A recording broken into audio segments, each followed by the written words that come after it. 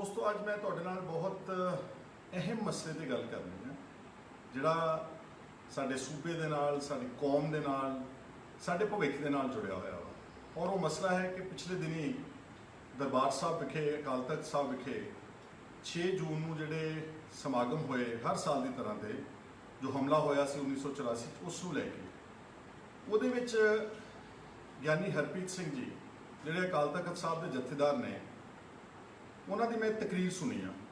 बहुत बादलील उन्होंने तकरीर सी और उन्होंने जोड़ा पत्रकारों के नाल जी सी इंट्रोडक्शन तो गलबात सी वो भी मैं सुनी।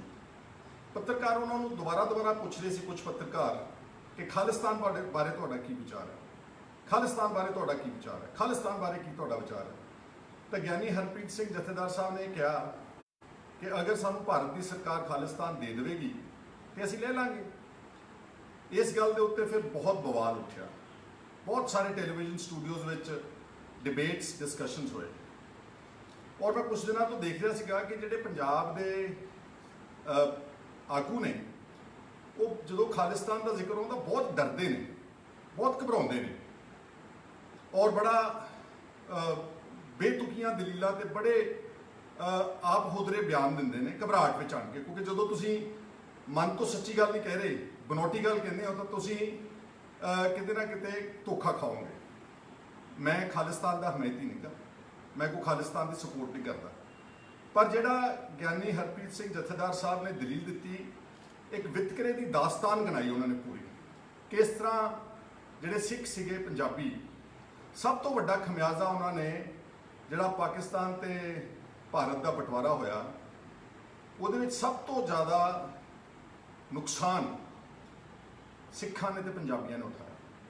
जायदादां उजड़ गईयां, कतलो गारत हुई, लाशां डिगियां और बहुत वड्डी तादाद में, शायद एडा वड्डा होलोकॉस्ट कभी आम इतिहास में नहीं देखने को मिलिया। पर उन्होंने भारत का साथ देने का निर्णय लिया। और इस तो पहला जो अंग्रेज़ों के नाल लड़ाई चल रही सी तो ये कोई अथकथनी नहीं की कि सब तो वड्डा योगदान भी उस वक्त बहादुर पंजाबियों ते सिखां ने पाया। आप भगत सिंह होना दी, सुखदेव राजगुरू की गल जानते हैं, करनैल सिंह ईसूरी की कुर्बानी जानते हैं, कित्थे गोआ। इस देश की आज़ादी में सब तो ज़्यादा फांसियां दे रस्से सिखां ने ते पंजाबियों ने चुमे। दूर दराडे काले पानी दीयां कैदा कट्टियां, भारत आज़ाद हो गया। सारे सूबियां नूं, ज्ञानी जी कह रहे हैं, मैं नहीं कह रहा, सारे सूबियां नूं अपनी भाषा के आधार के उत्ते सूबे बनाने का अधिकार मिल गया। चाहे वह तमिलनाडु सी, चाहे वह केरला सी, चाहे वह आंध्र प्रदेश सी। पंजाब नूं पंजाबी जुबान के आधार के उत्ते अपना सूबा नहीं बनाउण दिता। फिर साडे पुरखियां ने मोर्चा लाउणा पिया, जदोजहद करनी पई, कुर्बानियां देनियां पईयां।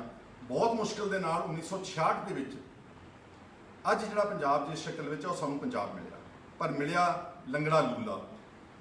साडी राजधानी चंडीगढ़ साडे तो बाहर कर दी गई। जिस हरियाणे ने कोई जदोजहद नहीं की, कोई मंग नहीं की सूबे की, उन्होंने ऑटोमैटिकली सूबा मिल गया।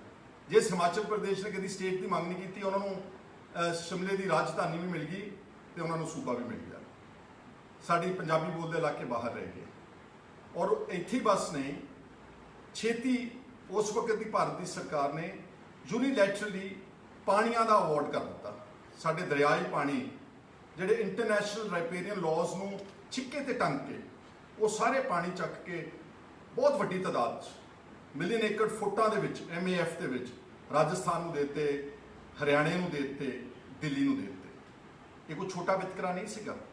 ये सानूं भारत की आज़ादी में योगदान पाने वास्ते ते पाकिस्तान तो उजड़ के भारत में आने वास्ते ते इस देश का साथ देने वास्ते, इसका भविख बनाने वास्ते सानूं पहला तोहफा दिता गया। पर सिख ते बहादुर पंजाबी कभी पिछे नहीं हटे। चाहे वो 71 की जंग सी पाकिस्तान के नाल, चाहे वो चीन के नाल जंग सी, चाहे हुण ताज़ियां कारगिल दीयां जंगां सी, सब तो ज़्यादा फिर मुरे होके पंजाबियों ने लड़ाइयां लड़ियां। और फिर उन्होंने ही जिहड़े शरीर सीगे खफना दे विच उन्होंने पिंडां विच पहुंचे, पर फिर भी पिछे नहीं हटे। ਪਾਣੀਆਂ ਦੇ ਇਸ ਕਾਣੀ ਵੰਡ ਤੋਂ ਬਾਅਦ, ਇਸ ਵਿਤਕਰੇ ਤੋਂ ਬਾਅਦ ਫਿਰ ਦਰਬਾਰ ਸਾਹਿਬ ਤੇ ਜਿਹੜਾ 1984 'ਚ ਹਮਲਾ ਹੋਇਆ, ਉਹ ਐਕਸੈਸਿਵ ਯੂਜ਼ ਆਫ ਫੋਰਸ ਸੀ। ਸਾਰੀ ਸਰਕਾਰ ਨੂੰ ਪਤਾ ਸੀਗਾ ਕਿ ਉਦੋਂ ਸ਼ਹੀਦੀ ਪੁਰਬ ਚੱਲ ਰਹੇ ਨੇ, ਬਹੁਤ ਵੱਡੀ ਤਾਦਾਦ ਵਿੱਚ ਸ਼ਰਧਾਲੂ, ਸਾਰੇ ਔਰਤਾਂ, ਬੱਚੇ, ਬਜ਼ੁਰਗ ਦਰਬਾਰ ਸਾਹਿਬ ਦੇ ਅੰਦਰ। ਹਫ਼ਤਾ ਵੇਟ ਵੀ ਕਰ ਸਕਦੀ ਸੀ ਸਰਕਾਰ, ਲੇਕਿਨ ਸ਼ਾਇਦ ਐਂ ਲੱਗਦਾ ਕਿ ਉਹਨਾਂ ਨੇ ਉਹੀ ਦਿਨ ਚੁਣੇ ਔਰ ਇੱਕ ਬਹੁਤ ਵੱਡਾ ਤੋਪਾਂ ਤੇ ਟੈਂਕਾਂ ਦੇ ਨਾਲ ਅਕਾਲ ਤਖਤ ਸਾਹਿਬ ਤੇ ਹਮਲਾ ਹੋਇਆ। ਅਕਾਲ ਤਖਤ ਸਾਹਿਬ ਤਾਂ ਢੱਟ ਗਿਆ, ਪਰ ਵਿਚਾਰਧਾਰਾ ਨਹੀਂ ਢੱਠੀ। ਸ਼ਾਇਦ ਇਹ ਜਾਣਦੇ ਨਹੀਂਗੇ। ਇੱਦਾਂ ਤਾਂ ਫਿਰ ਕਈ ਵਾਰ ਨਸਲਕੁਸ਼ੀ, ਘੱਲੂਘਾਰੇ ਹੋਏ ਸਿੱਖਾਂ ਦੇ, ਮੁਗਲਾਂ ਨੇ, ਅਬਦਾਲੀਆਂ ਨੇ, ਦੁਰਾਨੀਆਂ ਨੇ। ਸਾਡੇ 2 ਵੱਡੇ ਘੱਲੂਘਾਰੇ ਇਤਿਹਾਸ ਵਿੱਚ ਦਰਜ ਨੇ। ਹਜ਼ਾਰਾਂ ਦੀ ਤਾਦਾਦ ਵਿੱਚ ਬੇਗੁਨਾਹ ਬੱਚਿਆਂ ਤੇ ਔਰਤਾਂ ਨੂੰ ਮਾਰਤਾ ਸੀਗਾ, ਪਰ ਇੱਦਾਂ ਤਾਂ ਸਿੱਖ ਨਹੀਂ ਸੀ ਮੁੱਕੇ। ਉਸ ਤੋਂ ਬਾਅਦ 1984 ਦੇ ਨਵੰਬਰ ਦੇ ਵਿੱਚ ਫਿਰ ਇੱਕ ਵਾਰ ਸਿੱਖ ਕੌਮ ਦਾ ਕਤਲੇਆਮ ਹੋਇਆ, ਹਜ਼ਾਰਾਂ ਦੀ ਤਾਦਾਦ ਵਿੱਚ। ਮੈਂ ਹੁਣ ਉਹਦੇ 'ਚ ਸ਼ਬਦ ਨਹੀਂ ਵਰਤਣਾ ਚਾਹੁੰਦਾ। ਬਲਾਤਕਾਰ, ਟਾਇਰ ਪਾ ਕੇ ਵਗੈਰਾ ਵਗੈਰਾ ਸਭ ਕੁਝ ਕੀਤਾ ਗਿਆ। ਤਾਂ ਮੈਂ ਆਪਣੇ ਆਗੂਆਂ ਨੂੰ ਪੁੱਛਣਾ ਚਾਹੁੰਦਾ ਵਾਂ, ਜਿਹੜਾ ਗਿਆਨੀ ਹਰਪ੍ਰੀਤ ਸਿੰਘ ਨੇ ਗੱਲ ਕਹੀ ਆ, ਤੁਸੀਂ ਬਾਦਲੀਲ ਦੇਖੋ, ਸਾਡੇ ਨਾਲ ਇੱਕ ਵਿਤਕਰਾ ਦੀ ਦਾਸਤਾਨ ਹੈ। ਮੈਂ ਤਾਂ ਸਿਰਫ ਭਾਰਤ ਸਰਕਾਰ ਤੋਂ, ਜਿਹੜੇ ਅੱਜ ਰਾਜ ਕਰਦੇ ਨੇ ਦੇਸ਼ ਵਿੱਚ, ਜਿਹੜੀਆਂ ਪੁਰਾਣੀਆਂ ਪਾਰਟੀਆਂ ਸੀਗੀਆਂ, ਉਹਨਾਂ ਨੂੰ ਸੋਚਣਾ ਚਾਹੀਦਾ ਵਾ ਕਿ ਇਹ ਨੌਬਤ ਕਿਉਂ ਆ ਰਹੀ ਹੈ। ਜਿਹੜੀ ਕੌਮ ਦੇਸ਼ ਦੀ ਆਜ਼ਾਦੀ ਵਿੱਚ ਸਭ ਤੋਂ ਹਿੱਸਾ ਪਾਉਂਦੀ ਆ, ਬਾਰਡਰਾਂ ਤੇ ਰਾਖੀ ਕਰਦੀ ਆ, ਖੇਡਾਂ ਵਿੱਚ ਸਭ ਤੋਂ ਅੱਗੇ ਜਾਂਦੀ ਆ, ਹਰ ਗੱਲ ਵਿੱਚ, ਬਲਕਿ ਮੈਂ ਭੁੱਲ ਚੱਲਿਆ ਸੀਗਾ, ਅਨਾਜ ਵਿੱਚ ਯੋਗਦਾਨ ਪਾਇਆ। ਜਦੋਂ ਸਾਰਾ ਦੇਸ਼ ਭੁੱਖਾ ਸੌਂਦਾ ਸੀ, ਪੰਜਾਬ ਨੇ ਸਾਰੇ ਦੇਸ਼ ਦਾ ਅਨਾਜ ਦਾ ਢਿੱਡ ਭਰਿਆ। ਅੱਜ ਉਹ ਆਪ ਭੁੱਖੇ ਨੇ ਕਿਸਾਨ। ਤੇ ਭਾਰਤ ਸਰਕਾਰ ਨੇ ਕਦੀ ਇਹ ਨਹੀਂ ਸੋਚਿਆ ਕਿ ਜਿਹੜੀ ਕੌਮ ਸਾਡੇ ਲਈ ਲੜਦੀ ਆ, ਜੂਝਦੀ ਆ, ਮਰਦੀ ਆ, ਘਰ ਉਜਾੜ ਕੇ ਆਉਂਦੀ ਆ, ਇਹਨਾਂ ਤੇ ਕੋਈ ਜ਼ਿਆਦਤੀ ਨਹੀਂ ਹੋਣੀ ਚਾਹੀਦੀ, ਇਹਨਾਂ ਦਾ ਧਿਆਨ ਰੱਖਣਾ ਚਾਹੀਦਾ। ਔਰ ਇੱਕ ਕਮਿਟਮੈਂਟ ਸੀਗੀਆਂ ਉਸ ਵਕਤ ਦੇ ਕਾਂਗਰਸ ਦੇ ਲੀਡਰਸ, ਪੰਡਿਤ ਜਵਾਹਰ ਲਾਲ ਨਹਿਰੂ ਹੋਣਾ ਨੇ, ਜਦੋਂ ਸਿੱਖਾਂ ਨੂੰ ਵੂ ਕੀਤਾ, ਸਾਡੀ ਜਿਹੜੀ ਉਸ ਵਕਤ ਦੀ ਲੀਡਰਸ਼ਿਪ ਸੀ, ਮਾਸਟਰ ਤਾਰਾ ਸਿੰਘ ਜੀ, ਉਹਨਾਂ ਨੂੰ ਇਹ ਭਰੋਸਾ ਦਿਵਾਇਆ ਗਿਆ ਸੀਗਾ ਕਿ ਜਦੋਂ ਤੁਸੀਂ ਸਾਡੇ ਨਾਲ ਆਓਗੇ, ਅਸੀਂ ਤੁਹਾਡੀ ਆਰਥਿਕ ਤਰੱਕੀ ਦਾ ਧਿਆਨ ਰੱਖਾਂਗੇ, ਤੁਹਾਡੀ ਧਾਰਮਿਕ ਪਰਪੱਕਤਾ ਤੇ ਆਜ਼ਾਦੀ ਦਾ ਧਿਆਨ ਰੱਖਾਂਗੇ, ਤੇ ਤੁਹਾਨੂੰ ਜਿਹੜਾ ਹੈਗਾ ਇਸ ਦੇਸ਼ ਵਿੱਚ ਪੂਰਾ ਮਾਣ ਸਤਿਕਾਰ ਦਿੱਤਾ ਜਾਊਗਾ। ਤੇ ਆਹ ਮਾਣ ਸਤਿਕਾਰ ਦੀ ਦਾਸਤਾਨ ਤਾਂ ਤੁਹਾਨੂੰ ਮੈਂ ਹੁਣੇ ਗਿਣਾਤੀ, ਜਿਹੜੀ ਗਿਆਨੀ ਹਰਪ੍ਰੀਤ ਸਿੰਘ ਜਥੇਦਾਰ ਅਕਾਲ ਤਖਤ ਸਾਹਿਬ ਨੇ। ਸੋ ਮੈਂ ਕਹਿਣਾ ਚਾਹੁੰਦਾ ਆਪਣੇ ਸਾਥੀਆਂ ਨੂੰ, ਚਾਹੇ ਉਹ ਆਮ ਆਦਮੀ ਪਾਰਟੀ ਦੇ, ਕੁਝ ਲੋਕ ਤਾਂ ਇਹ ਵੀ ਕਹਿ ਗਏ ਘਬਰਾਹਟ ਵਿੱਚ ਆਣ ਕੇ ਕਿ ਕਿਸੇ ਘਰ ਵਿੱਚ, ਪਰਿਵਾਰ 'ਚ ਪੈਦਾ ਹੋਣਾ ਮੇਰਾ ਕਸੂਰ ਨਹੀਂ ਸੀ। ਉਹ ਆਪਣੇ ਪੈਦਾ ਹੋਣ ਤੇ ਵੀ ਕੀ ਕਹਿੰਦੇ ਹੋ ਰਹੇ ਕਿ ਕਿਵੇਂ ਕਹਿ ਸਕਦਾ, ਪੈਦਾ ਹੋਣ ਤੇ ਵੀ ਉਹਨੂੰ ਪਛਤਾਤਾਪ ਹੋ ਰਿਹਾ ਵਾ। ਕੁਝ ਸਾਡੇ ਹੋਰ ਵਿਦਵਾਨ ਆਗੂ ਨੇ ਜਿਹੜੇ, ਉਹ ਆਪਣੇ ਆਪ ਨੂੰ ਕਹਿੰਦੇ ਅਸੀਂ ਸੈਕੂਲਰ, ਅਸੀਂ ਨੈਸ਼ਨਲਿਸਟ, ਅਸੀਂ ਖਾਲਿਸਤਾਨ ਦੀ ਮੰਗ ਦੇ ਉਲਟ ਹਾਂ। ਮੈਂ ਬਿਲਕੁਲ ਸਪੋਰਟ ਨਹੀਂ ਕਰਦਾ, ਨਾ ਮੈਂ ਕੋਈ ਵਾਇਲੈਂਸ ਸਪੋਰਟ ਕਰਦਾ, ਪਰ ਮੈਨੂੰ ਇੱਕ ਗੱਲ ਦੱਸਿਓ, ਹੁਣ ਖਾਲਿਸਤਾਨ ਕੋਈ ਗੱਲ ਕਰੇ ਤਾਂ ਐਡਾ ਵੱਡਾ ਵਿਵਾਦ, ਸ਼ੋਰ, ਸਾਰੇ ਟੈਲੀਵਿਜ਼ਨ ਦੇ ਉੱਤੇ ਡਿਬੇਟ ਚੈਨਲ ਤੇ ਗਾਲੀ ਗਲੋਚ, ਤੇ ਸਾਡੇ ਆਗੂ ਵੀ ਵਿਚਾਰੇ ਇੰਨੇ ਡਰ ਜਾਂਦੇ ਨੇ ਇਹ ਨਾ ਨਾ ਨਾ ਨਾ ਅਸੀਂ ਤਾਂ ਬਹੁਤ ਵੱਡੇ ਸੈਕੂਲਰ ਆ, ਅਸੀਂ ਨੈਸ਼ਨਲਿਸਟ ਆ। ਤੇ ਜਦੋਂ ਇਸ ਦੇਸ਼ ਦੇ ਵਿੱਚ ਜ਼ਿੰਮੇਵਾਰ ਪਾਰਟੀਆਂ, ਬੀਜੇਪੀ, RSS, ਵਿਸ਼ਵ ਹਿੰਦੂ ਪਰਿਸ਼ਦ ਦੇ ਜ਼ਿੰਮੇਵਾਰ ਆਗੂ, ਕਈ ਵਾਰ ਮੈਂਬਰ ਪਾਰਲੀਮੈਂਟ, ਉਹ ਜਦੋਂ ਹਿੰਦੂ ਰਾਸ਼ਟਰ ਦੀ ਗੱਲ ਕਰਦੇ ਨੇ ਇਸੇ ਦੇਸ਼ ਵਿੱਚ, ਕੀ ਉਹ ਵੱਖਵਾਦੀ ਏਜੰਡਾ ਨਹੀਂ ਹੈਗਾ? ਕਿ ਉਹ ਇਸ ਦੇਸ਼ ਨੂੰ ਕੀ ਕਹਿੰਦੇ ਹੁੰਦੇ, ਅਲੱਗਵਾਦੀ ਏਜੰਡਾ ਨਹੀਂ ਹੈਗਾ? ਕਿ ਉਹ ਇਸ ਦੇਸ਼ ਨੂੰ ਤੋੜਨ ਦੇ, ਕਿਉਂਕਿ ਇਸ ਦੇਸ਼ ਵਿੱਚ ਪੰਥ ਦੇ ਧਰਮ ਨੇ, ਬਹੁਤ ਸਾਰੀਆਂ ਮਾਈਨੋਰਿਟੀਜ਼ ਨੇ, ਜੈਨੀ ਨੇ, ਬੋਧੀ ਨੇ, ਈਸਾਈ ਨੇ, ਮੁਸਲਮਾਨ ਨੇ, ਸਿੱਖ ਨੇ, ਦਲਿਤ ਨੇ, ਕਿ ਉਹਨਾਂ ਦਾ ਕੋਈ ਹਕੂਕ ਨਹੀਂਗਾ? ਉਹ ਰਾਸ਼ਟਰਵਾਦ, ਹਿੰਦੂ ਰਾਸ਼ਟਰਵਾਦ ਦੀ ਗੱਲ ਕਰਨ ਤੇ ਉਹ ਫਿਰ ਵੀ ਨੈਸ਼ਨਲਿਸਟ ਨੇ। ਤੇ ਜੇ ਕੋਈ ਉੱਠ ਕੇ ਮਾੜਾ ਜਿਹਾ ਟਿੱਪਣੀ ਵੀ ਕਰ ਦੇਵੇ, ਸਪੋਰਟ ਨਹੀਂ ਕਰਦਾ, ਉਹ ਕਹਿੰਦਾ ਚੰਗਾ ਜੇ ਭਾਰਤ ਸਰਕਾਰ ਦਿੰਦੀ ਹੈ ਤਾਂ ਅਸੀਂ ਲੈ ਲਾਂਗੇ, ਕਿਉਂਕਿ ਕਿਸ ਨੂੰ ਆਪਣਾ ਘਰ ਚੰਗਾ ਨਹੀਂ ਲੱਗਦਾ। ਸਾਡਾ ਤਾਂ ਪਿਛੋਕੜ ਰਿਹਾ ਵਾ ਮਹਾਰਾਜਾ ਰਣਜੀਤ ਸਿੰਘ ਦਾ ਆਜ਼ਾਦ ਸਿੱਖ ਰਾਜ। ਤੁਸੀਂ ਸਾਰੇ ਜਾਣਦੇ ਹੋ, ਮੈਨੂੰ ਕਹਿਣ ਦੀ ਲੋੜ ਨਹੀਂ, 40 ਸਾਲ ਗੋਲਡਨ ਪੀਰੀਅਡ ਆ ਇਸ ਏਸ਼ੀਆਈ ਮੁਲਕਾਂ ਦੀ ਜਿਹੜੀ ਇਤਿਹਾਸ ਹੈ। ਸਭ ਨੂੰ ਮਾਣ ਦਿੱਤਾ ਉਹਨਾਂ ਨੇ। ਉਹਨਾਂ ਦੇ ਤੋਪਖਾਨੇ ਵਿੱਚ ਪਠਾਨ ਸੀ, ਮੁਗਲ ਸੀਗੇ, ਉਹਨਾਂ ਦੇ ਜਿਹੜੇ ਫੌਜੀ ਜਰਨੈਲ ਸੀਗੇ ਉਹ ਫ੍ਰੈਂਚ ਜਨਰਲ ਸੀਗੇ, ਉਹਨਾਂ ਦੇ ਜਿਹੜੇ ਫੋਰਨ ਮਿਨਿਸਟਰ ਸੀ ਉਹ ਫਕੀਰ ਅਜ਼ੀਜ਼ੁਦੀਨ ਪਾਕਿਸਤਾਨ ਦੇ ਸੀਗੇ ਮੁਸਲਮਾਨ, ਉਹਨਾਂ ਦੇ ਜਿਹੜੇ ਟ੍ਰੈਜਰਰ ਸੀਗੇ ਉਹ ਸਾਡੇ ਸਤਿਕਾਰਯੋਗ ਹਿੰਦੂ ਵੀਰਾਂ ਨੂੰ, ਉਹਨਾਂ ਦੇ ਦੀਵਾਨ ਸਾਹਿਬ ਉਹਨਾਂ ਨੂੰ ਦਿੱਤਾ ਸੀ ਇਹ ਮਾਣ ਸਤਿਕਾਰ। ਆਫਕੋਰਸ ਸਿੱਖ ਤਾਂ ਉਹਨਾਂ ਦੀਆਂ ਫੌਜਾਂ ਦੇ ਜਨਰਲ ਸੀਗੇ। ਉਹ ਇਸ ਤਰ੍ਹਾਂ ਦਾ ਰਾਜ ਹੈ, ਇੱਕ ਵੀ ਵਿਅਕਤੀ ਨੂੰ ਉਦੋਂ ਕੈਪੀਟਲ ਪਨਿਸ਼ਮੈਂਟ ਨਹੀਂ ਹੋਈ, ਇੱਕ ਵੀ ਬੰਦੇ ਨੂੰ ਫਾਂਸੀ ਦਾ ਕੋਈ ਸਜ਼ਾ ਨਹੀਂ ਦਿੱਤੀ ਗਈ। ਸਰਵ ਧਰਮ, ਸਾਰਿਆਂ ਧਰਮਾਂ ਦਾ ਮਾਣ ਸਤਿਕਾਰ ਕੀਤਾ। ਤੇ ਮੈਂ ਤਾਂ ਸਿਰਫ ਆਪਣੇ ਵੀਰਾਂ ਨੂੰ ਕਹਿਣਾ ਚਾਹੁੰਦਾ ਵਾਂ ਕਿ ਇਹਨੇ ਡਰਦੇ ਕਿਉਂ ਤੁਸੀਂ? ਹਾਂ, ਦਲੀਲ ਨਾਲ ਗੱਲ ਕਰੋ। ਆਹ ਸਾਰੀਆਂ ਜਿਹੜੀਆਂ ਗੱਲਾਂ ਗਿਆਨੀ ਹਰਪ੍ਰੀਤ ਸਿੰਘ ਜੀ ਅਕਾਲ ਤਖਤ ਦੇ ਜਥੇਦਾਰ ਨੇ ਗਿਣਾਈਆਂ, ਇਹ ਗਿਣਾਉਣ। ਮੈਨੂੰ ਸ਼੍ਰੋਮਣੀ ਅਕਾਲੀ ਦਲ ਤੇ ਵੀ ਥੋੜਾ ਅਫਸੋਸ ਆ ਕਿ ਤੁਸੀਂ ਤਾਂ ਯਾਰੋ ਇੱਕ ਸਿੱਖਾਂ ਦੀ ਜਮਾਤ ਸੀ। ਆਪਣੇ ਪੁਰਖਿਆਂ ਨੇ ਗੁਰਦੁਆਰਾ ਸਾਹਿਬ ਜਦੋਂ ਆਜ਼ਾਦ ਕਰਾਏ, ਮਹੰਤਾਂ ਨਾਲ ਲੜਾਈਆਂ ਲੜੀਆਂ, ਉੱਥੋਂ ਪੈਦਾ ਹੋਏ ਤੁਸੀਂ। ਗੁਰਦੁਆਰਾ ਲਹਿਰ ਚੋਂ ਸ਼੍ਰੋਮਣੀ ਅਕਾਲੀ ਦਲ ਬਣਿਆ। ਮੋਰਚੇ, ਧਰਮ ਯੁੱਧ ਦਾ ਮੋਰਚਾ, ਕਪੂਰੀ ਦਾ ਮੋਰਚਾ, ਪੰਜਾਬੀ ਸੂਬੇ ਦਾ ਮੋਰਚਾ, ਚਾਬੀਆਂ ਦਾ ਮੋਰਚਾ, ਕਿੰਨੇ ਮੋਰਚੇ ਲਾਏ, ਕਿੰਨਿਆਂ ਨੇ ਸ਼ਹਾਦਤਾਂ ਦਿੱਤੀਆਂ। ਤੁਸੀਂ ਵੀ ਡਰਦੇ ਹੋ। ਤੁਸੀਂ ਸਗੋਂ ਉਹਨਾਂ ਨੂੰ ਪੂਰੀ ਦਲੀਲ ਦੇ ਕੇ ਜਿਹੜੀ ਜਥੇਦਾਰ ਸਾਹਿਬ ਨੇ ਦਿੱਤੀ ਉਹ ਸਮਝਾਓ ਕਿ ਸਾਡੇ ਨਾਲ ਵਿਤਕਰਾ ਹੋ ਰਿਹਾ, ਤਾਂ ਇਹ ਬੇਚੈਨੀ ਹੋ ਰਹੀ ਆ। ਜਿਹੜਾ 2020 ਦਾ ਵੀ ਸ਼ੋਰ ਮੱਚਿਆ ਸੀ ਜਦੋਂ ਮੈਂ ਲੀਡਰ ਆਫ ਆਪੋਜੀਸ਼ਨ ਸੀਗਾ, ਮੈਂ ਇਸੇ ਤਰੀਕੇ ਨਾਲ ਦਲੀਲ ਦਿੱਤੀ ਸੀਗੀ। ਹਲੇ ਸੁਣਦੇ ਕੋਈ ਨਹੀਂ ਗਏ ਇੰਟਰਵਿਊ ਵਿਚਾਰ। ਪਹਿਲਾਂ ਇਲਜ਼ਾਮ ਇਹ ਵੱਖਵਾਦੀ ਹੈ, ਇਹ ਅੱਤਵਾਦੀ ਹੈ।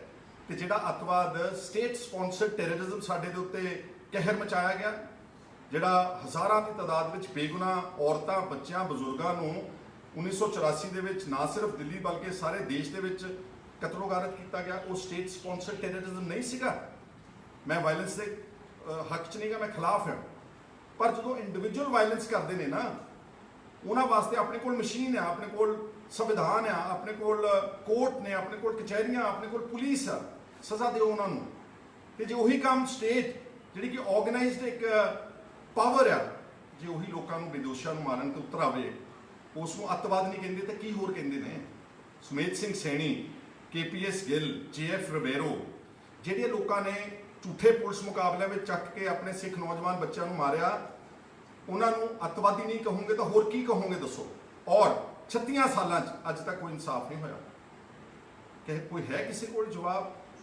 ਔਰ ਮੈਨੂੰ ਅਫਸੋਸ ਨਾਲ ਕਹਿਣਾ ਪੈਂਦਾ, ਸਾਡੇ ਅਕਾਲੀ ਵੀਰ, ਸਾਡੇ ਆਮ ਆਦਮੀ ਦੇ, ਸਾਡੇ ਉਹਨਾਂ ਨੂੰ ਇਹੀ ਜ਼ੋਰ ਲੱਗਾ ਰਹਿੰਦਾ ਕਿ ਅਸੀਂ ਸੈਕੂਲਰ ਹਾਂ, ਅਸੀਂ ਨੈਸ਼ਨਲਿਸਟ ਹਾਂ, ਸਾਡੀ ਪਾਰਟੀ ਸਾਰੇ ਧਰਮਾਂ ਦਾ ਸਤਿਕਾਰ ਕਰਦੀ। ਕਰਨਾ ਚਾਹੀਦਾ ਵਾ, ਪਰ ਇੰਨਾ ਡਰਦੇ ਕਿਉਂ, ਇੰਨਾ ਘਬਰਾਉਂਦੇ ਕਿਉਂ?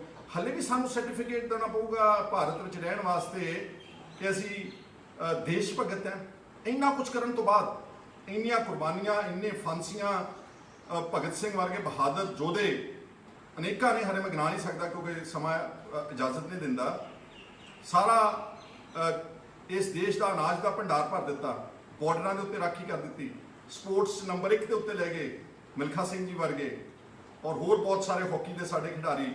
ਅੱਜ ਦੀ ਡੇਟ ਵਿੱਚ ਪ੍ਰਗਟ ਸਿੰਘ ਬੈਠੇ ਨੇ ਜਲੰਧਰ ਦੇ MLA, ਇਹਨਾਂ ਨੇ ਜਦੋਂ ਜਾ ਕੇ ਬਾਹਰ ਝੰਡਾ ਝੂਲਦਾ 올림픽ਸ ਦੇ ਵਿੱਚ, ਤੇ ਸਾਡੀ ਭਾਰਤ ਦੀ ਸ਼ਾਨ ਬਣਦੀ ਹੈ ਨਾ। ਪਰ ਫਿਰ ਵੀ ਸਾਨੂੰ ਇਹ ਹਲੇ ਸਰਟੀਫਿਕੇਟ ਦੇਣਾ ਪੈਂਦਾ ਵਾ ਕਿ ਅਸੀਂ ਨੈਸ਼ਨਲਿਸਟ ਹਾਂ। ਜਿਹੜੇ ਸੁਮੇਧ ਸਿੰਘ ਸੈਣੀ, ਇਹਨਾਂ ਨੂੰ ਕੋਈ ਸਰਟੀਫਿਕੇਟ ਨਹੀਂ, ਬੰਦੇ ਵੀ ਮਾਰ ਦੇਣ। KPS ਗਿੱਲ ਸਾਹਿਬ, JF ਰਿਬੇਰੋ, ਦਿੱਲੀ ਵਿੱਚ ਪੁਲਿਸ ਦੀ ਹਾਜ਼ਰੀ ਵਿੱਚ, ਰਾਜਧਾਨੀ ਦੇ ਵਿੱਚ ਏਡੇ ਵੱਡੇ ਪੱਧਰ ਤੇ ਕਤਲੋਗਾਰਤ ਹੋ ਜੇ, ਉਹਨਾਂ ਲੋਕਾਂ ਨੂੰ ਕੋਈ ਸਰਟੀਫਿਕੇਟ ਨਹੀਂ ਦੇਣਾ ਪੈਂਦਾ। ਇਸ ਲਈ ਮੇਰੇ ਵੀਰੋ, ਇਸੇ ਕਰਕੇ ਅਸੀਂ ਕਹਿੰਦੇ ਹਾਂ ਕਿ ਸਾਨੂੰ ਖੇਤਰੀ ਪਾਰਟੀ ਦੀ ਲੋੜ ਹੈ। ਸ਼੍ਰੋਮਣੀ ਅਕਾਲੀ ਦਲ ਸਾਡੀ ਬੈਸਟ ਪਾਰਟੀ ਸੀਗੀ। ਅਨਫੋਰਚੂਨੇਟਲੀ ਸਾਡੇ ਜਦੋਂ ਇਸ ਪਰਿਵਾਰ ਦੇ ਹੱਥ ਵਿੱਚ ਆ ਗਈ, ਉਹਨਾਂ ਨੇ ਸਾਰਾ ਉਸ ਦਾ ਏਜੰਡਾ ਖਤਮ ਕਰ ਦਿੱਤਾ। ਉਹਦਾ ਜਿਹੜੇ ਸਾਡੇ ਸੂਬੇ ਦੇ, ਸਾਡੇ ਕੌਮ ਦੇ ਇੰਟਰਸਟ ਸੀਗੇ, ਉਹਨਾਂ ਨੂੰ ਕੰਪਰੋਮਾਈਜ਼ ਕਰਤਾ, ਸਿਰਫ ਸੱਤਾ ਵਿੱਚ ਰਹਿਣ ਵਾਸਤੇ, ਥੋੜਾ ਬਹੁਤਾ ਵਪਾਰ ਚਲਾਉਣ ਵਾਸਤੇ, ਥੋੜਾ ਬਹੁਤਾ ਧਨ ਦੌਲਤ ਇਕੱਠਾ ਕਰਨ ਵਾਸਤੇ। ਜੇ ਅੱਜ ਫਰਜ਼ ਕਰੋ ਪੰਜਾਬ ਦੇ ਵਿੱਚ ਜੈਨੂਅਨ ਰੀਜਨਲ ਪਾਰਟੀ ਹੋਵੇ, ਜਿਹੜੀ ਆਹ 10 ਗੱਲਾਂ ਜਿਹੜੇ ਵਿਤਕਰੇ ਹੋਏ ਨੇ, ਤੇ 10 ਗੱਲਾਂ ਜਿਹੜੇ ਸਾਡੇ ਪੰਜਾਬ ਨੂੰ ਇਸ ਵਕਤ ਚੁਣੌਤੀਆਂ ਦਰਪੇਸ਼ ਨੇ, ਚਾਹੇ ਉਹ ਡਰੱਗਸ ਦੀ ਹੈ, ਚਾਹੇ ਉਹ ਆਰਥਿਕ ਸੰਕਟ ਦੀ ਹੈ, ਚਾਹੇ ਉਹ ਐਜੂਕੇਸ਼ਨ ਦੀ ਹੈ, ਚਾਹੇ ਉਹ ਹੈਲਥ ਕੇਅਰ ਦੀ ਹੈ, ਚਾਹੇ ਉਹ ਕਰਪਸ਼ਨ ਦੀ ਹੈ, ਚਾਹੇ ਉਹ ਜਿਹੜੀਆਂ ਸਾਨੂੰ ਕਿਸਾਨਾਂ ਦੀ ਆਤਮ ਹੱਤਿਆ, ਚਾਹੇ ਉਹ ਦਲਿਤਾਂ ਦੀਆਂ ਨੇ, ਚਾਹੇ ਉਹ ਗੁਰਬਤ ਦੀ, ਚਾਹੇ ਉਹ ਮਿਡਲ ਕਲਾਸ ਦੀ, ਚਾਹੇ ਇੰਡਸਟਰੀ ਦੀ ਹੈ। 10 ਗੱਲਾਂ ਤੋਂ ਜ਼ਿਆਦਾ ਨਹੀਂ ਗਈਆਂ। ਕੀ ਅਸੀਂ ਪੰਜਾਬ ਦੇ ਵਿੱਚ ਐਡੇ ਨਾ ਅਹਿਲ ਤੇ ਨਲਾਇਕ ਬੰਦੇ ਆ ਪੰਜਾਬ ਦੇ ਵਿੱਚ ਕਿ 3.25 ਕਰੋੜ ਆਬਾਦੀ ਚੋਂ ਸਾਡੇ ਕੋਲ 5, 7, 10 ਬੰਦੇ ਚੰਗੇ ਨਹੀਂ ਕਿ ਜਿਹੜੇ ਪੰਜਾਬ ਨੂੰ ਆਪਣੀ ਅਗਵਾਈ ਕਰ ਸਕਣ? ਔਰ ਇਹ ਜਿਹੜਾ ਮੈਂ ਅੱਜ ਤੁਹਾਨੂੰ ਇਹ ਗੱਲ ਦਿੱਤਾ, ਮੈਂ ਉਦਾਹਰਨ ਦੇ ਰਿਹਾ ਕਿ ਕਿਸ ਤਰ੍ਹਾਂ ਪੂਛ ਲੈ ਕੇ ਭੱਜਦੇ ਨੇ ਦੂਜੀਆਂ ਪਾਰਟੀਆਂ ਵਾਲੇ, ਕਿਉਂਕਿ ਉਹਨਾਂ ਨੇ ਉੱਥੇ ਵੀ ਵੋਟਾਂ ਲੈਣੀਆਂ ਨੇ। ਕਾਂਗਰਸ ਨੇ ਵੀ ਹਰਿਆਣੇ, ਦਿੱਲੀ, ਪੰਜਾਬ ਮੱਧ ਪ੍ਰਦੇਸ਼ ਉੱਤਰ ਪ੍ਰਦੇਸ਼ ਵਿੱਚ ਵੋਟਾਂ ਲੈਣੀਆਂ ਨੇ, ਦੇ cannot speak for the interest of Punjab the way that Punjab leaders can speak hair ਇਨ ਪੰਜਾਬ। ਇਹੀ ਗੱਲ ਹੁਣ ਆਮ ਆਦਮੀ ਪਾਰਟੀ ਤੇ ਵੀ ਲੱਗੂ। ਭਗਵੰਤ ਸਿੰਘ ਮਾਨ ਦਾ ਜਾਂ ਤਾਂ ਇਹਨਾਂ ਲੋਕਾਂ ਨੂੰ ਪਿਛੋਕੜ ਨਹੀਂ ਪਤਾ, ਜਾਂ ਇਹਨਾਂ ਨੇ ਕੋਈ ਇਤਿਹਾਸ ਨਹੀਂ ਪੜ੍ਹਿਆ ਚੰਗੀ ਤਰ੍ਹਾਂ ਨਾਲ ਕਿ ਸਾਡੇ ਨਾਲ ਕੀ ਕੀ ਵਾਪਰਿਆ ਤੇ ਸਾਡੇ ਪੁਰਖਿਆਂ ਦੀਆਂ ਕੀ ਕੀ ਕੁਰਬਾਨੀਆਂ ਸੀ, ਇਹਨੇ ਪੜ੍ਹਿਆ ਨਹੀਂ ਚੱਜ ਨਾਲ। ਇੰਨੇ ਘਬਰਾਹਟ ਵਿੱਚ ਆਣ ਕੇ ਬੀਬੀ ਬਲਜਿੰਦਰ ਕੌਰ ਨੇ ਆਪਣੇ ਪਰਿਵਾਰ ਨੂੰ ਹੀ ਇੱਕ ਕਿਸਮ ਦਾ ਕੀ ਕਹਿੰਦੇ ਆ ਕਿ ਤਲੰਚਲੀ ਦੇ ਦਿੱਤੀ। ਔਰ ਹੋਰ ਵੀ ਇਹਨਾਂ ਦੇ ਕੁਝ ਆਗੂ ਬੋਲਦੇ ਨੇ, ਠੀਕ ਹੈ, ਗੁੱਡ ਗਵਰਨੈਂਸ ਹੋਣੀ ਚਾਹੀਦੀ ਹੈ। ਮੰਨ ਲਿਆ ਕਿ ਐਜੂਕੇਸ਼ਨ ਤੇ ਹਸਪੀਟਲ ਜਿੱਦਾਂ ਦਿੱਲੀ ਦੇ ਵਿੱਚ ਬਣਨੇ, ਸਾਡੇ ਵੀ ਬਣਨੇ ਚਾਹੀਦੇ ਆ, ਪਰ ਇੱਕ ਗੱਲ ਯਾਦ ਰੱਖਿਓ, ਜੇ ਤੁਹਾਡੀ ਇਸ ਦਸਤਾਰ ਦਾ ਸਤਿਕਾਰ ਨਹੀਂ, ਜੇ ਤੁਹਾਡੇ ਬੱਚੇ ਮਹਿਫੂਜ਼ ਨਹੀਂਗੇ, ਜੇ ਤੁਹਾਡੇ ਬੱਚਿਆਂ ਨੂੰ ਚੱਕ ਕੇ ਝੂਠੇ ਪੁਲਿਸ ਮੁਕਾਬਲਿਆਂ ਵਿੱਚ ਮਾਰ ਕੇ 36 ਸਾਲ ਪੁਲਿਸ ਵਾਲੇ ਬਚ ਸਕਦੇ ਨੇ, ਜੇ ਤੁਹਾਡਾ ਮਾਣ ਸਤਿਕਾਰ ਨਹੀਂਗਾ, ਜੇ ਤੁਹਾਡੀ ਇੰਡੀਪੈਂਡੈਂਸ ਨਹੀਂਗੀ, ਜੇ ਤੁਹਾਨੂੰ ਫਰੀडम ਆਫ ਐਕਸਪ੍ਰੈਸ਼ਨ ਨਹੀਂਗਾ, ਫਰੀडम ਆਫ ਲੈਂਗੁਏਜ ਨਹੀਂਗੀ, ਤੇ ਉੱਥੇ ਤੁਸੀਂ ਕੀ ਕਰ ਸਕਦੇ? ਐ ਤਾਂ ਫਿਰ ਜੇ ਸੜਕਾਂ ਬਣਾਉਣੀਆਂ ਹੁੰਦੀਆਂ, ਸਕੂਲ ਬਣਾਉਂਦੇ ਹੁੰਦੇ, ਡਿਸਪੈਂਸਰੀਆਂ, ਤੇ ਅਫਗਾਨਿਸਤਾਨ ਅਮਰੀਕਾ ਕੋਲੋਂ ਜੋ ਮਰਜ਼ੀ ਬਣਵਾ ਲੈਂਦਾ, ਫਿਰ ਨਾਲ ਲੜਦਾ ਉਹਨਾਂ ਦੇ ਨਾਲ। ਲੜ ਕੇ ਪਹਿਲਾਂ ਰਸ਼ੀਆ ਨਾਲ ਲੜੇ, ਰਸ਼ੀਆ ਟੁੱਟ ਗਿਆ, ਹੁਣ ਅਮਰੀਕਾ ਮਿੰਟਾਂ ਕੱਢ ਕੇ ਤਾਲਿਬਾਨ ਦੀਆਂ। ਮੈਂ ਕਿਸੇ ਦਾ ਸਪੋਰਟਰ ਨਹੀਂਗਾ, ਮਾਈਂਡ ਯੂ, ਮੈਂ ਵਾਇਲੈਂਸ ਨੂੰ ਸਪੋਰਟ ਨਹੀਂ ਕਰਦਾ, ਪਰ ਉਹਨਾਂ ਨੇ ਆਪਣੀ ਆਈਡੈਂਟਿਟੀ ਨੂੰ ਬਚਾਉਣ ਵਾਸਤੇ ਅਫਗਾਨਿਸਤਾਨ ਨੇ ਅਮਰੀਕਾ ਵਰਗੇ ਸਭ ਤੋਂ ਤਾਕਤਵਰ ਸ਼ਕਤੀ ਦੇ ਨਾਲ ਲੜਾਈ ਲੜੀ, ਕਈ ਦਹਾਕੇ ਲੜੀ, ਔਰ ਹੁਣ ਅਮਰੀਕਾ ਜਾਨ ਬਚਾ ਕੇ ਉਸੇ ਤਾਲਿਬਾਨ ਦੇ ਨਾਲ ਸਮਝੌਤਾ ਕਰਕੇ ਤੇ ਫੋਰਸਿਸ ਨੂੰ ਵਿਦਡਰਾ ਕਰ ਰਿਹਾ।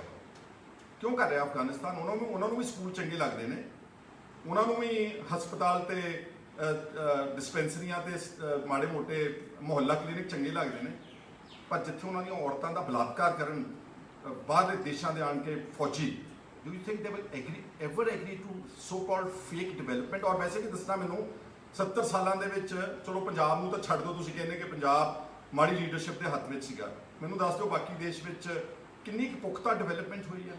ਸੋ ਸਾਡਾ ਮੰਨਣਾ ਵਾ ਕਿ ਡਿਵੈਲਪਮੈਂਟ ਚਾਹੀਦੀ ਆ, ਪਰ ਡਿਵੈਲਪਮੈਂਟ ਦੇ ਨਾਲ ਤੁਹਾਡਾ ਮਾਣ ਸਤਿਕਾਰ, ਤੁਹਾਡੀ ਹਿਫਾਜ਼ਤ, ਤੁਸੀਂ ਇਸ ਦੇਸ਼ ਵਿੱਚ ਇੱਕ ਨੰਬਰ ਦੇ ਨਾਗਰਿਕ ਹੋਵੋ।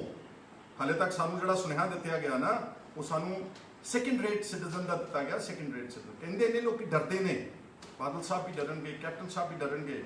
ਮੈਨੂੰ ਪਤਾ ਵਾ ਕਿ ਇਸ ਤਰ੍ਹਾਂ ਦੀ ਗੱਲ ਕਰਕੇ ਤੁਹਾਡੇ ਤੇ ਮੁਕੱਦਮਾ ਦਰਜ ਕੀਤਾ ਜਾ ਸਕਦਾ ਵਾ, ਪਰ ਜੇ ਆਪਾਂ ਦੱਸਾਂਗੇ ਹੀ ਨਹੀਂ ਦੁਨੀਆ ਨੂੰ, ਜੇ ਸਾਡੇ ਦੇਸ਼ ਦੀ ਸਰਕਾਰ ਨੂੰ ਅਸੀਂ ਯਾਦ ਹੀ ਨਹੀਂ ਕਰਾਵਾਂਗੇ ਕਿ ਸਾਡੇ ਨਾਲ ਤੁਸੀਂ ਵਾਅਦੇ ਕੀ ਕੀਤੇ ਸੀਗੇ, ਤੇ ਹੁਣ ਤੁਸੀਂ ਪਿਛਲੇ 72 ਸਾਲ ਵਿੱਚ ਸਾਡੇ ਨਾਲ ਤੁਹਾਡਾ ਰਵੱਈਆ ਕੀ ਆ, ਤੇ ਫਿਰ ਕੌਣ ਕਵੇਗਾ ਮੇਰੇ ਵੀਰੋ ਗੱਲ ਇਹ? ਇਸ ਲਈ ਮੇਰੇ ਪੰਜਾਬ ਦੇ ਆਗੂਆਂ ਨੂੰ ਹੱਥ ਜੋੜ ਕੇ ਬੇਨਤੀ ਆ ਕਿ ਨਾ ਘਬਰਾਓ, ਇਸ ਤਰ੍ਹਾਂ ਬਾਦਲੀਲ ਗੱਲ ਕਰੋ, ਆਰਗੂਮੈਂਟ ਕਰੋ, ਹਾਂ ਗਾਲੀ ਗਲੋਚ ਨਾ ਕਰੋ, ਆਪਣਾ ਪੱਖ ਠੀਕ ਰੱਖੋ, ਔਰ ਕਿਸੇ ਦੇ ਧਰਮ ਦੇ ਖਿਲਾਫ ਨਾ ਬੋਲੋ।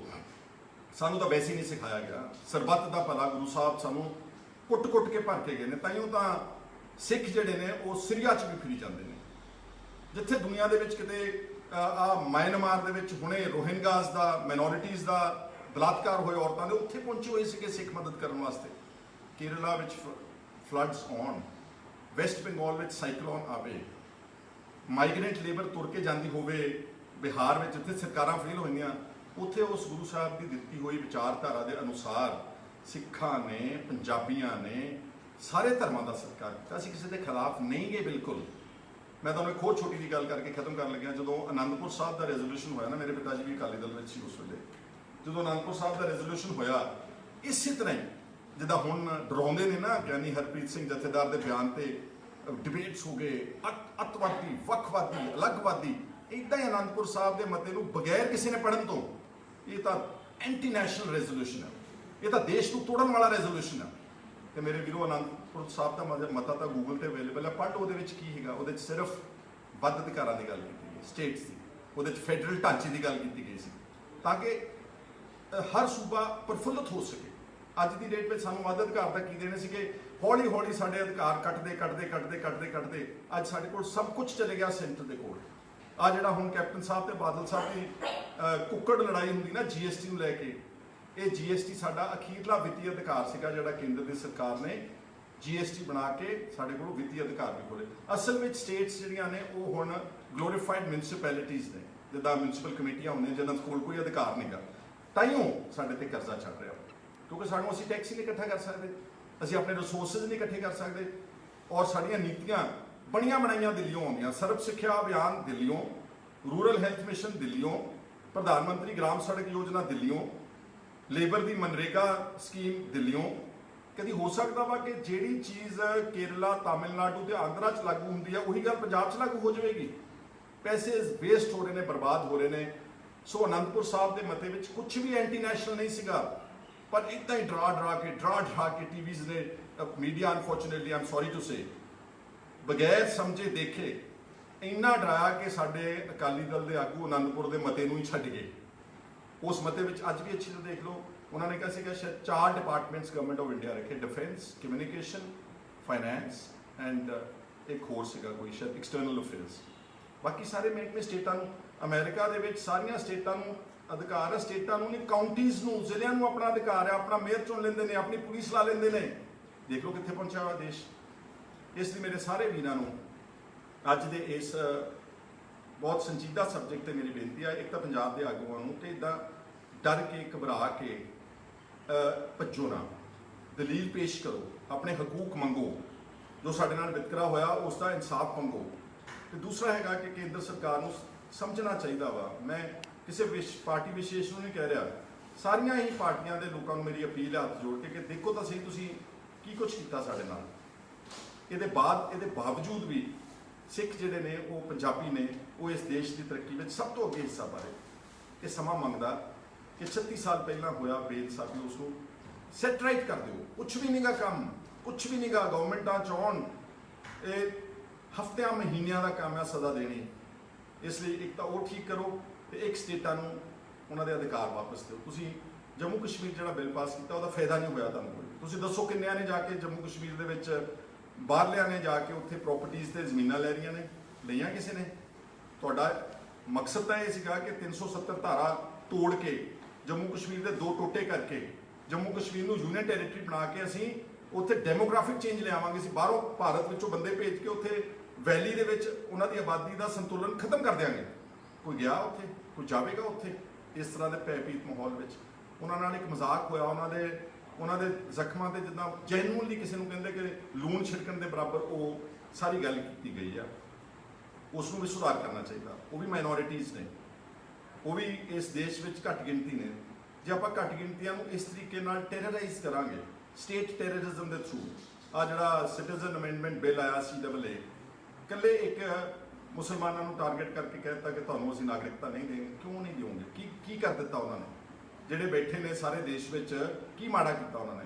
ਕੀ ਉਹਨਾਂ ਨੇ ਬਾਕੀ ਨਾਗਰਿਕਾਂ ਵਾਂਗੂ ਟੈਕਸ ਨਹੀਂ ਦਿੱਤਾ? ਜਾਂ ਉਹਨਾਂ ਨੇ ਇਸ ਦੇਸ਼ ਦੀ ਹਿਫਾਜ਼ਤ ਵਿੱਚ ਫੌਜਾਂ 'ਚ ਨਹੀਂ ਗਏ? ਬਹੁਤ ਸਾਰੇ ਮੁਸਲਮਾਨ ਫੌਜ ਵਿੱਚ ਫਿਰਦੇ ਨੇ।